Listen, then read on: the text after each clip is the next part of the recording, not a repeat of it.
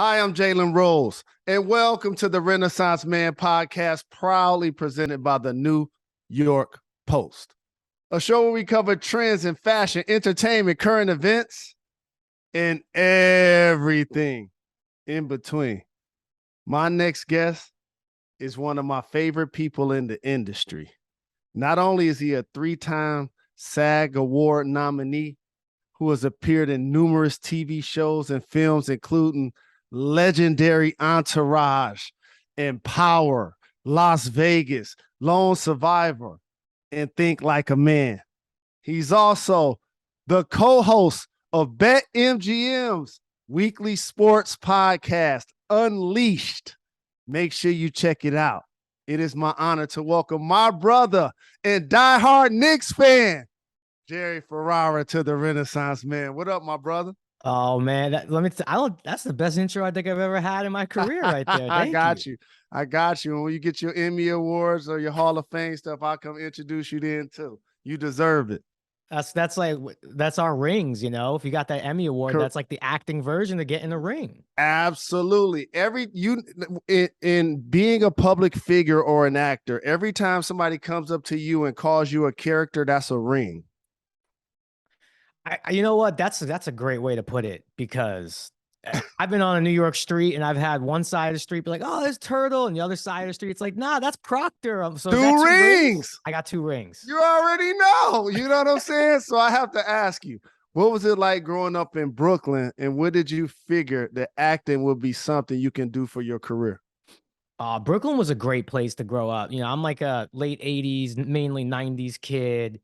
You know, there's so much good music, and the Knicks were good, and the Yankees were coming around, the Rangers were good. But acting definitely wasn't a common profession where I was from. I didn't know anyone else who was even interested in it. And for me, it was just a love of movies and TV. Everyone always asks like why, and I was not born on a theater stage or anything. I just love movies and television. I could have easily been an editor or a grip or a DP and still been just as happy as I am now, because I just love TV and film. Always have.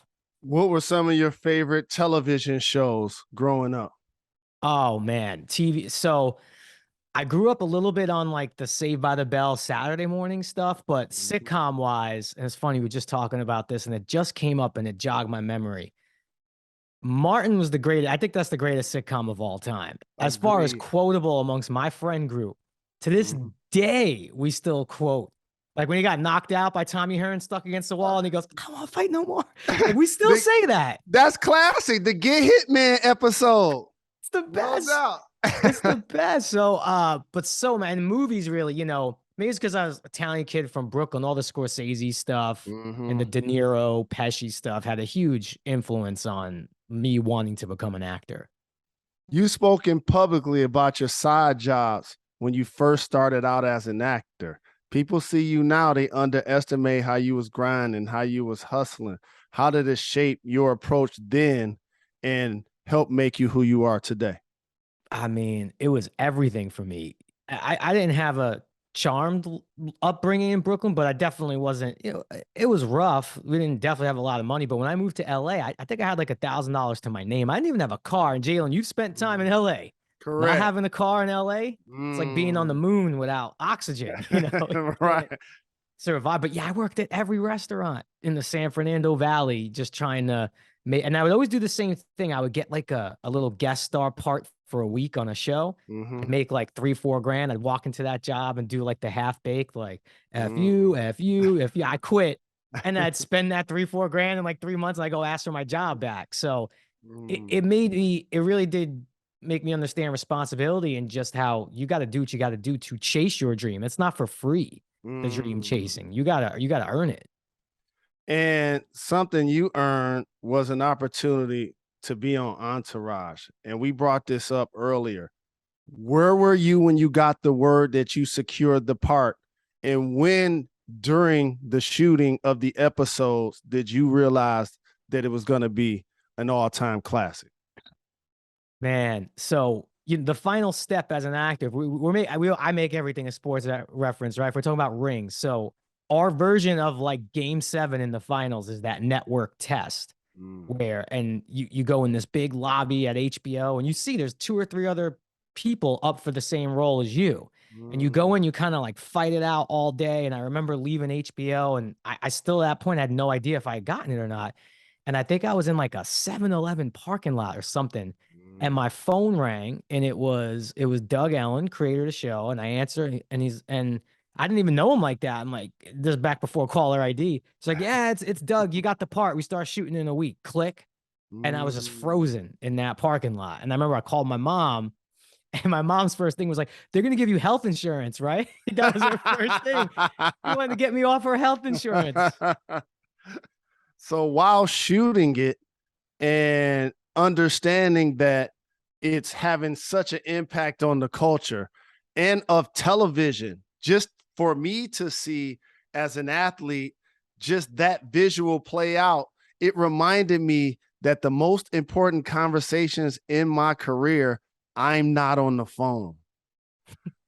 You see what I'm saying? You're not Yes. on the phone. Your agent or your manager, you're trusting people to represent your best interest. So when did you realize that this is having a major impact and it's going to be something that people talk about forever? So something happened. Our first season came out and it had some critical buzz. Like I think even like the Post gave it a great write up and other outlets gave it like a great write up. But the numbers were like okay, it was cable television. No one still really knew who we were. But that in between time when the first season ended before the second season is right when HBO launched like on demand, right? Mm-hmm. So every like college kid who went back to school in September found Entourage on demand that September. So we Mm. took a jump from season 1 to season 2 where our numbers went through the roof after that. And I remember being on like Sunset Boulevard, we're shooting the scene like we always do our big walk and talks, and people are starting to shout our character names, and then we caused the accident on Sunset because people were looking at us shooting, Wow. and you heard boom, big accident. We turned around, we made sure everybody was all right, but it was kind of cool. Luckily, it was a fender bender. But yeah, we Mm-hmm. caused a car accident on Sunset Boulevard because people were watching us film. That is crazy. And you continue to do your thing. I got to pivot to sports for a second because you just mentioned how it's a heartbeat of everything that you say. Who are your 5 favorite athletes to perform in New York City? Just to watch in New York or New To York watch in New City York. It could be athletes. Yankees, Knicks, Mets, whoever. Who are your top 5 athletes that have represented jerseys for New York teams? Oh, okay. That's a good one. So for me, my all-time, I think, is probably Jeter because of just the greatness. And, like I said, I was a 90s kid. So that run was in the midst of all of my, growing into a young adult. I go Jeter. I mean, Patrick Ewing, I went to quite a few games in the 90s and Starks. I'm putting Starks on there too because I loved Starks' story. He's Mm-hmm. bagging groceries in Tulsa, Mm-hmm. Oklahoma, in the For real, for CBA real. and grinded his way up. I always loved this Mm-hmm. story. Everyone hates on Eli. I get it. Like, Mm-hmm. to me, those two rings, I go Eli, and Against then my Brady. exactly, and then my personal. This is like a personal favorite. My guy Plexico Burris. I No was doubt. so jacked when the Giants signed him. He had the go-ahead touchdown in the Super Bowl. So that's my 5 right there. No disrespect to hockey. It's been a minute with me in hockey. Well, the Giants just played a football game yesterday. I know you saw it. What did you think about Saquon's performance and starting out 1-0 with the new coach? I was just happy that he seems healthy. And I think that with guys like that, I mean, he's such a talented football player. To me, it's about health. And I mean, I don't know. Coach Dable, that's my guy. I love his Jordan collection. Like to me, he started off right. He's got the shoe game right. Then you saw he was rapping juicy with the players in the locker room. I'm like, those are vibes right there. Those are guys that if you do lose, you feel like you win and lose together. So I do Mm-hmm. feel like he's changing a little bit of the Giants culture. But Saquon's a beast. If he's Yes. healthy, I knew this. I drafted him in every single fantasy Mm. the draft that I was in this year. So I have to ask you, the Knicks of 4 seed 2 years ago, Julius Randle's most improved and an all-star. You guys don't have the same success last year. And this offseason, you were in conversations to possibly get Donovan Mitchell. You re-signed RJ Barrett, and that basically took you out of that opportunity. What do you think about A, not landing Donovan Mitchell, and or B, RJ Barrett's future with the Knicks? It's such a push and pull, right? Because I wanted Donovan Mitchell. I'm not going to hedge and say, oh, the Knicks are better off without Donovan Mitchell. I wanted Donovan Mitchell. I wanted the Knicks to draft Donovan Mitchell at their pick, whatever it was 5 years ago. So I'm certainly disappointed, but on the flip side, I still like where we're at. I don't even know if with just Donovan Mitchell, if we're competing for a championship, I still think the Cavs actually are a perfect fit for him. Agreed. So I'm definitely disappointed. Man, you did something so slick. I'm not going to put you on blast. This is funny, but I had the privilege of playing at your JRLA tournament a few weeks back in Detroit. Forever right? grateful. Thank you, brother. And Jalen's bringing out all the celebrities that are there. And I get out there to give Jalen, a handshake, and he goes, Scott Perry's here. He's coming out next. This is before the Donovan Mitchell thing. And then Scott Perry came out, and I didn't get the full courage to ask him what was going on. I did a light ask, and he's like, well, we're on it. And he just kept it. He knew not to tell me nothing. But yeah, I'm optimistic about the team. I feel like it's so easy to be negative as a Knicks fan. This is like it's so easy to be negative. Like, I try to focus on the positive, and I do think if Randall gets back to the 2 years ago Randall, I think we'll be back in the playoffs, and that's all Knicks fans want. Just give us playoff games. Exactly. Play hard. Yeah. Show that you care. Yeah. And fans that get a chance to see you and hear from you know that you're a Renaissance man in your own right. From acting to hosting to talking about sports.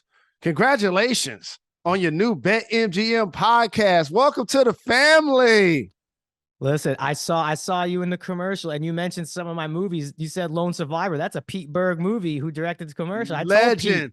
Next time Berg I need to be in legend. There. Yeah. No, Unleashed. I've been doing this pod for 3 weeks, and really, I'm just always looking for an excuse to talk sports. I can't help myself.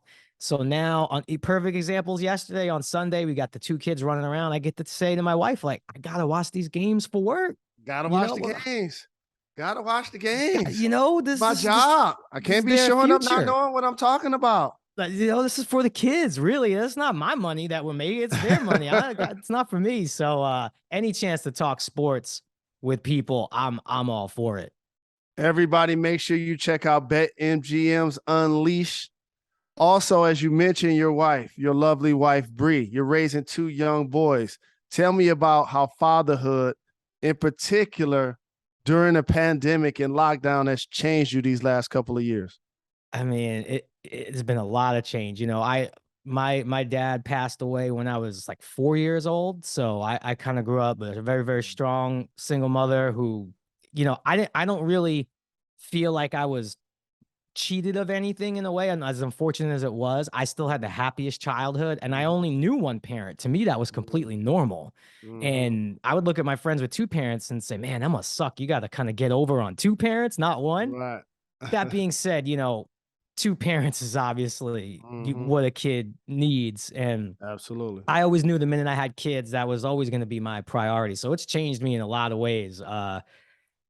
Even so much as going through the pandemic as a new dad. And, we bought a place in Cleveland where my wife is from, because we wanted to be a little closer to her family. And I'm not going to say I underestimated fatherhood. I knew it was going to be a challenge, but the only thing I really do, my whole parenting philosophy is I'm just going to do the stuff that I wish my dad would have been around to do. That's really how I kind of go about it. Like, I would love to, play catch in the backyard. Come on, let's go do it. I want to build Legos. Let's do that. So, yeah, we haven't figured out the good cop, bad cop thing yet, because they're too young. So they haven't really messed up yet. So that's gonna be the real test. Are you, I know you're excited, as you mentioned, to play catch with them, to play sports with them. But also the one thing about growing up in the industry young, you did it, I did it. How And what are some of the challenges that you were able to navigate and overcome to reinvent yourself? Because that's what we have to do every minute, every day, every role. Each day is reinvent ourselves. So what has that process been like for you as an industry veteran, but you're still very young? So look, it was a bigger concern coming out of Entourage because that's like now almost it is 10 years ago. Geez. And back then it still was a little bit like, all right, if you play this one character for a long time, it's going to be really hard for people to see you as something else. So I knew I had to break out of that. For me, it was getting in really good shape. It's unfortunate, but the physical is kind of the first thing people see, right? I wish it wasn't that way, Mm-hmm. but I'd lost like 60 pounds. So dramatic. I already had people kind of going, whoa, you look real different. Mm-hmm. But nowadays it's a little bit easier, but acting is tricky, man. Like I can't wake up tomorrow and say, I want to act tomorrow.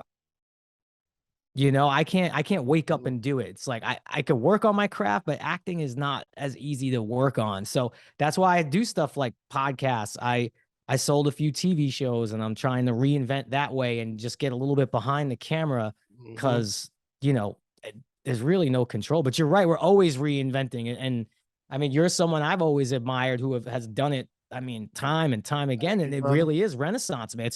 I look at it as because you're just someone, I think I'm the same way. We just have a lot of different interests. It's not just Mm-hmm. one thing. So if we could find ways to incorporate those things into our work, we'll be Mm-hmm. fine. Well, you know how much I love and appreciate you, brother, and for you taking the time. But I got to ask you something definitely before I let you go. What is it like working on Power with Curtis 50 Cent Jackson? It's incredible. I have this weird 59. It's such a weird story, right? Because he did a cameo on Entourage years ago that was actually written initially for Kobe Bryant. And it was like Mm, in season. So you'd know better than I. Kobe was mm, not doing anything outside of mm. basketball in Not gonna season. be able to do it. So it was like, thank you, but no thank you. So then 50 stepped in. And that whole scene where I think I'm driving a Ferrari and then 50 pulls up to me and like laughs at me. He he didn't, I don't know if he didn't like the car we had for him. He shipped his own car out from New York to LA just for the 2 hour shoot that he pulls up next to me. That car in Entourage, that's his car from New York that he shipped out. So I got to know him a little bit then, but yeah, then getting to be in the Power universe. I mean, I'm the luckiest dude in the world. And So 50, I mean, he's directed me in episodes now. That dude's just brilliant. Like he knows how to market, he knows how to get it done. That he doesn't know the word no. mm-hmm. He's green light. He's green light. Everything he is a green light. Green Light Gang. Yeah. Absolutely. He's been on the show. Joe Sikora. We've had Rotimi. Like, Power's like one of my favorite all-time shows, and you one of my favorite all-time human beings in the industry. And again, I appreciate you taking the time and energy to come to Detroit. It's one thing to support. It's another thing when people get on an airplane, get in the car, and drive to Detroit like you did from Ohio. So I'm grateful. But before I let you get out of here, I got a rapid fire segment called Gone in 60 Seconds. You ready to do this? Let's do it. So you're from Brooklyn, as I mentioned. You're married a Midwesterner. And I guess besides how hard we tailgate, what is something you learned about the Midwest that surprised you? You know what the food scene is a lot different than I thought.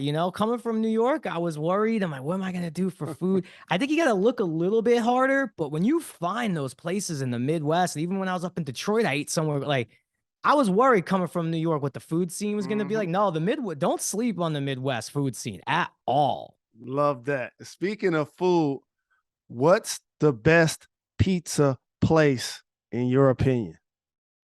I'm gonna go right to Brooklyn, New York, a place called Spumoni Gardens, L&B. It's where I grew up. I even think it's in Barclays now, but that was our Sunday every afternoon with my cousins. Just go right there, so, bar none.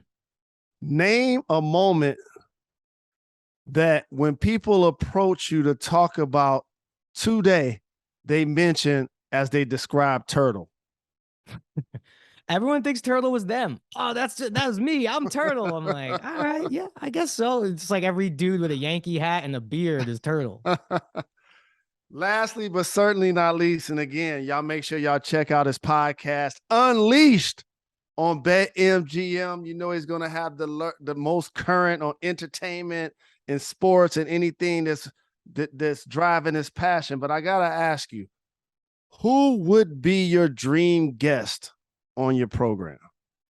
I mean, talk about prisoner of the moment. I want Brian Dable on the show. That's Exactly. what I want to talk to. Exactly. I want to talk about that 2-point conversion. Exactly. And gave it to Saquon. That's how you build a culture.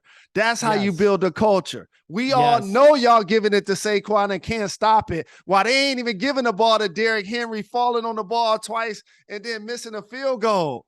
Listen, by the way, they did stop it. Saquon didn't let him stop it. If you watch that play again, he was short. Kind of, they were there. He just made a move and put his shoulder down and done. Yeah, I want Brian Dable on the show. Talk some Jordans too. Absolutely. Well, I appreciate you, my brother. Thank you for taking the time. Always, Jalen. Thank you.